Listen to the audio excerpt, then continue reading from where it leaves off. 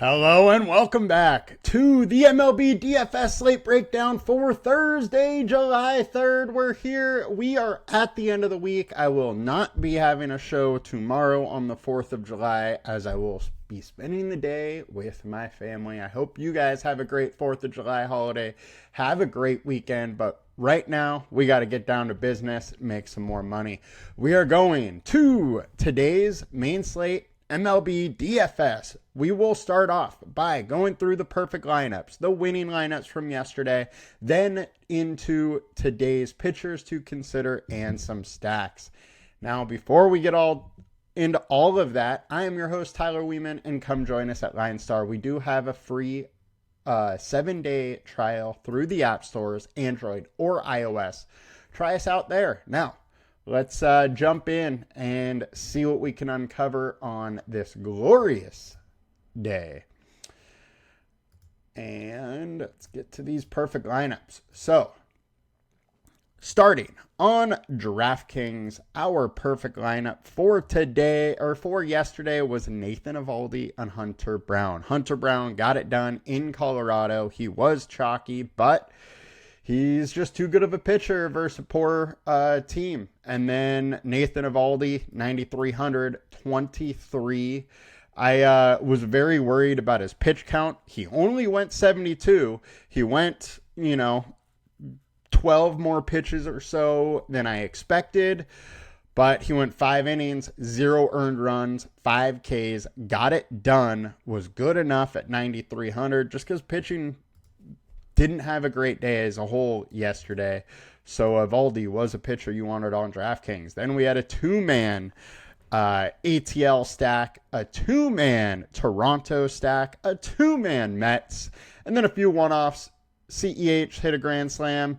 Slater had a big day. And the winning lineup on DraftKings went to Davis, 2043, who had Logan Gilbert, had Eovaldi, and then had a what is it here? We had a 5-man New York stack, a one-off of David Fry, one-off of Barger, and one-off of Meredith. So a 5-1-1-1, got it done. Congrats to Davis. And let's check out what we got on FanDuel here. So our winning lineup on FanDuel, perfect lineup, was Hunter Brown, 2-man Toronto, 2-man Mets, and then a few one-offs with a 342.9 perfect lineup score. And the winning lineup went to Megaton, who had Megaton 1216, 120K. They had Brown. They had a 4-man Toronto stack, a 2-man Texas, and a 2-man Yankee. So they really had the trifecta of higher scoring teams there. And he got it done. Congrats to him with 243.8. Huge score. Nice win. Now let's check out to see how we're going to make today a profitable one. So, getting over to DraftKings, our highest owned pitchers of the day. We got Robbie Ray, 29% owned, 17-point projection, 17.79 consensus. He's definitely in a decent spot here versus Arizona. However, Arizona just crushes lefties. 315 average over the last 20 days with a 185 ISO and a 364 WOBA. Now, Ray is a very good pitcher with huge upside, so I don't mind coming here, but he has been struggling a little bit more lately than what we're used to. 4.08 FIP over a 3.53. All in all, Ray is in an absolutely fine spot. His StatCast data is a little bit iffy here, but this man is just going to have to miss some bats today. The ceiling is there to get it done. He faced Arizona earlier this year, 6 innings, 3 earned runs, 9 Ks. That was at home. This one is in Arizona, which is a more hitter-friendly park, but pitching's a little rough today, and Ray is definitely one of the top options I don't mind getting to. Next, we got Seth Lugo, 8,300, 25% owned. We got a projection of 16, 1.9x, and I'm all over this. This is probably my favorite play of the day. Lugo has been absolutely dealing lately. 2.83 FIP and a 27% K rate. The thing with Lugo is his K rate generally is not up there. So having it up to 27% is super interesting. Then over the last 20. He's at 4.17 FIP and a 2.89 ERA.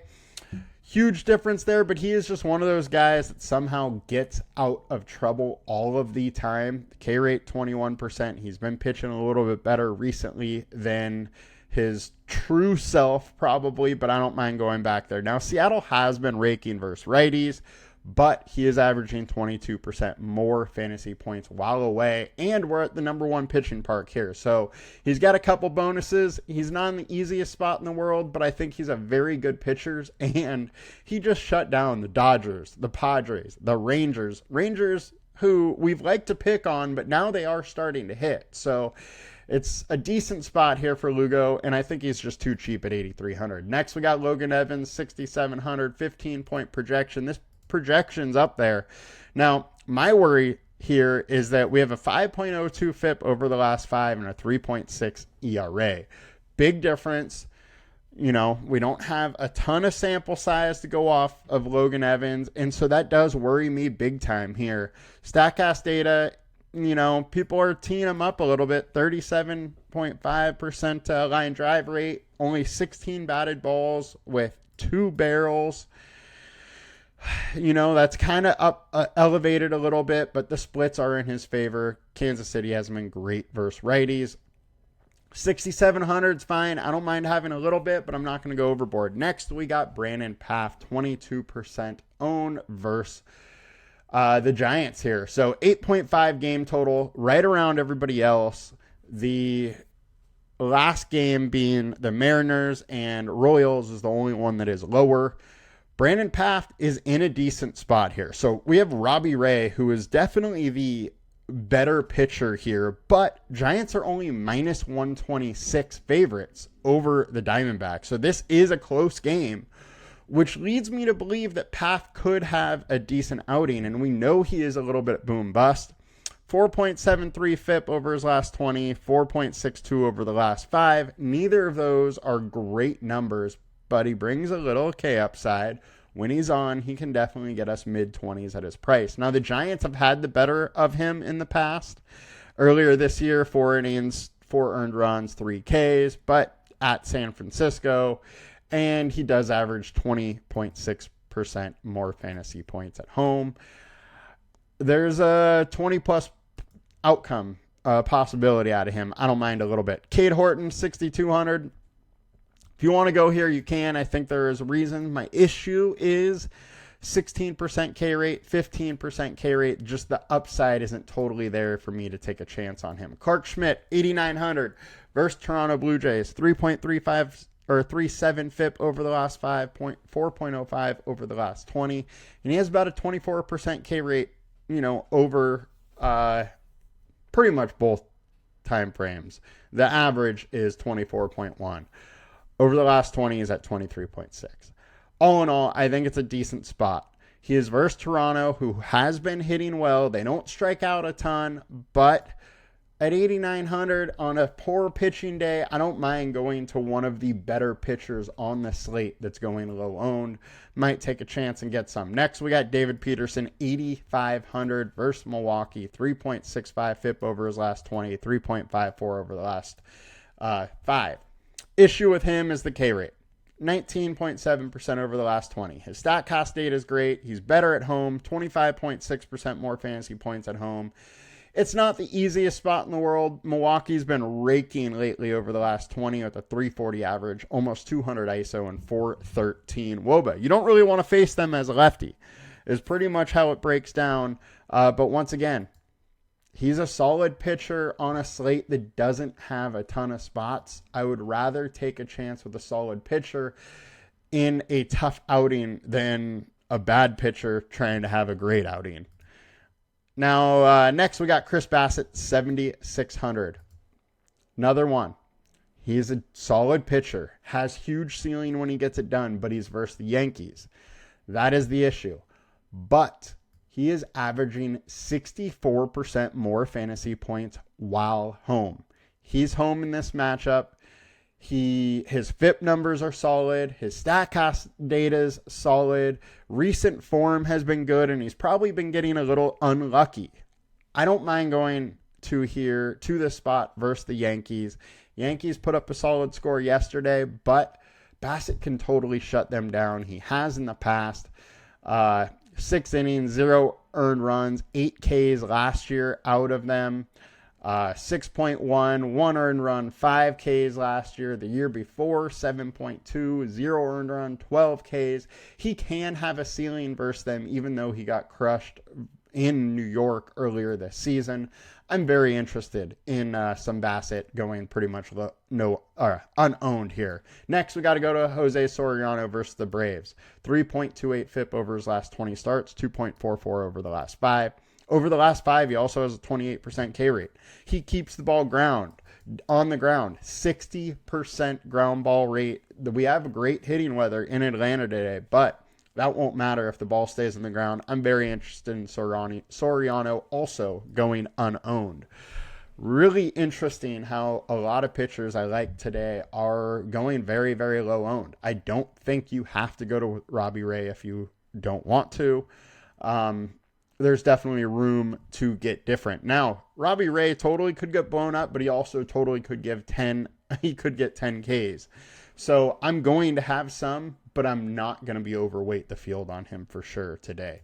Now, let's get over to FanDuel. We have one extra game on FanDuel because FanDuel does start at the Washington game, Detroit versus Washington, 9.5 game total. It's going to be one you want some batters with probably for sure. Now, our high owned over here is Dustin May at 8,800. I don't love the spot. Look, White Sox are not good, and a great matchup for May, but May just doesn't have a ton of upside, and that's what worries me here in this spot. I don't mind a little bit. There is some, nice winds blowing out at Dodger Stadium, decent hitting weather here. I'm going to get some, but definitely not going overboard. This is another spot that I just think is shaky. I would rather go to Ray, who is more expensive but less owned, or Bassett, or Lugo at 9,500. Those I would much prefer over Dustin May. Even going to Soriano, who is cheaper, makes more sense to me.